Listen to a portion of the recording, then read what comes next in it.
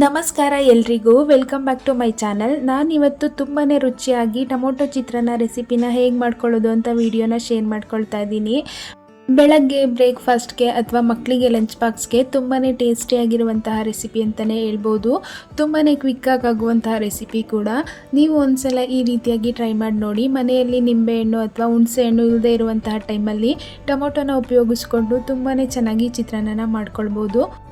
ಈ ಚಿತ್ರಾನ್ನ ಮಾಡ್ಕೊಳ್ಳೋದಕ್ಕೆ ಮೊದಲಿಗೆ ಸ್ಟವ್ ಆನ್ ಮಾಡಿಕೊಂಡು ಒಂದು ಬಾಣಲಿನ ಇಟ್ಕೊಂಡು 2ರಿಂದ 3 ಟೇಬಲ್ ಸ್ಪೂನಷ್ಟು ಎಣ್ಣೆನ ಸೇರಿಸ್ಕೊಂಡಿದ್ದೀನಿ.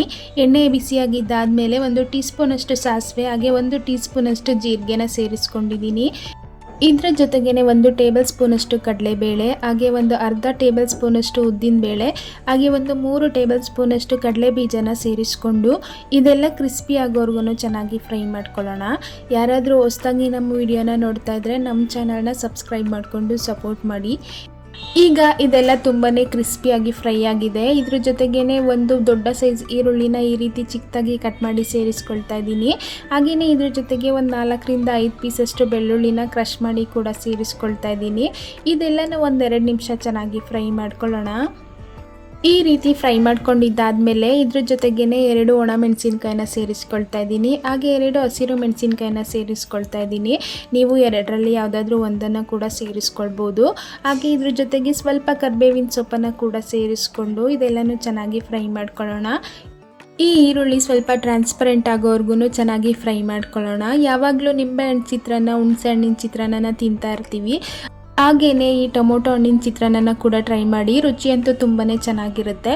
ನೀವು ಇವಾಗ ನೋಡ್ತಾ ಇರ್ಬೋದು ಈರುಳ್ಳಿ ಎಲ್ಲ ತುಂಬಾ ಚೆನ್ನಾಗಿ ಫ್ರೈ ಆಗಿದೆ. ಈ ಟೈಮಲ್ಲಿ ಒಂದು ದೊಡ್ಡ ಸೈಜ್ ಟೊಮೊಟೊನ ಕೂಡ ಸಣ್ಣದಾಗಿ ಕಟ್ ಮಾಡಿ ಸೇರಿಸ್ಕೊಂಡಿದ್ದೀನಿ. ನೀವು ಬೇಕಿದ್ರೆ ಇದನ್ನು ಪೇಸ್ಟ್ ರೀತಿ ರುಬ್ಕೊಂಡು ಕೂಡ ಸೇರಿಸ್ಕೊಳ್ಬೋದು. ಹಾಗೆ ಇದ್ರ ಜೊತೆಗೆ ಸ್ವಲ್ಪ ಉಪ್ಪು ಹಾಗೆ ಸ್ವಲ್ಪ ಅರಿಶಿಣ ಪುಡಿನ ಕೂಡ ಸೇರಿಸ್ಕೊಳ್ತಾ ಇದ್ದೀನಿ. ಉಪ್ಪನ್ನು ಹಾಕೋದ್ರಿಂದ ಟೊಮೊಟೊ ಸ್ವಲ್ಪ ಬೇಗನೆ ಸಾಫ್ಟ್ ಆಗುತ್ತೆ ಅಂತ. ಈಗ ಈ ಟೊಮೊಟೊ ಎಲ್ಲ ಸಾಫ್ಟ್ ಆಗೋವರೆಗೂ ಚೆನ್ನಾಗಿ ಫ್ರೈ ಮಾಡ್ಕೊಳ್ಳೋಣ. ಈಗ ಮುಚ್ಚಳನ ಮುಚ್ಚಿ 1-2 ನಿಮಿಷ ಲೋ ಫ್ಲೇಮ್ನಲ್ಲಿ ಕುಕ್ ಮಾಡ್ಕೊಂಡಿದ್ದೀನಿ. ನೀವು ನೋಡ್ತಾ ಇರ್ಬೋದು ಟೊಮೊಟೊ ತುಂಬಾ ಚೆನ್ನಾಗಿ ಸಾಫ್ಟ್ ಆಗಿದೆ. ಒಂದು ವೇಳೆ ನೀವು ಹುಳಿ ಟೊಮೊಟೊನ ಯೂಸ್ ಮಾಡಿಲ್ಲ ಅಂದರೆ ಈ ಟೈಮಲ್ಲಿ ಸ್ವಲ್ಪ ಹುಣಸೆಹಣ್ಣಿನ ರಸನ ಕೂಡ ಸೇರಿಸ್ಕೊಳ್ಬೋದು.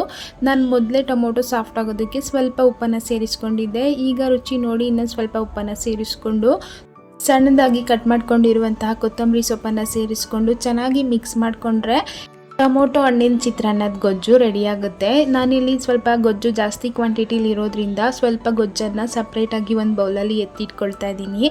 ಈಗ ಮಿಕ್ಕಿರುವಂತಹ ಗೊಜ್ಜಿಗೆ 2 ಕಪ್ ಅಷ್ಟು ಕುಕ್ ಮಾಡ್ಕೊಂಡಿರುವಂತಹ ರೈಸನ್ನು ಸೇರಿಸ್ಕೊಂಡು ಚೆನ್ನಾಗಿ ಮಿಕ್ಸ್ ಮಾಡಿಕೊಂಡ್ರೆ ಆಯಿತು. ತುಂಬಾ ಟೇಸ್ಟಿಯಾಗಿರುವಂತಹ ಬ್ರೇಕ್ಫಾಸ್ಟ್ ಅಥವಾ ಲಂಚ್ ಬಾಕ್ಸ್ ರೆಸಿಪಿ ರೆಡಿಯಾಗುತ್ತೆ. ನೀವು ಒಂದ್ಸಲ ಮಿಸ್ ಮಾಡದೆ ರೆಸಿಪಿನ ಟ್ರೈ ಮಾಡಿ. ಹೇಗೆ ಬಂದಿತ್ತು ಅಂತ ಕಮೆಂಟ್ ಮಾಡಿ ತಿಳಿಸೋದನ್ನು ಮರಿಬೇಡಿ.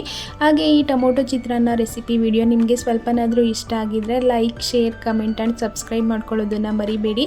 ಮತ್ತೆ ಮುಂದಿನ ವಿಡಿಯೋದಲ್ಲಿ ಇನ್ನೊಂದು ಹೊಸ ರೆಸಿಪಿ ಜೊತೆ ಸಿಗ್ತೀನಿ. Thanks for watching.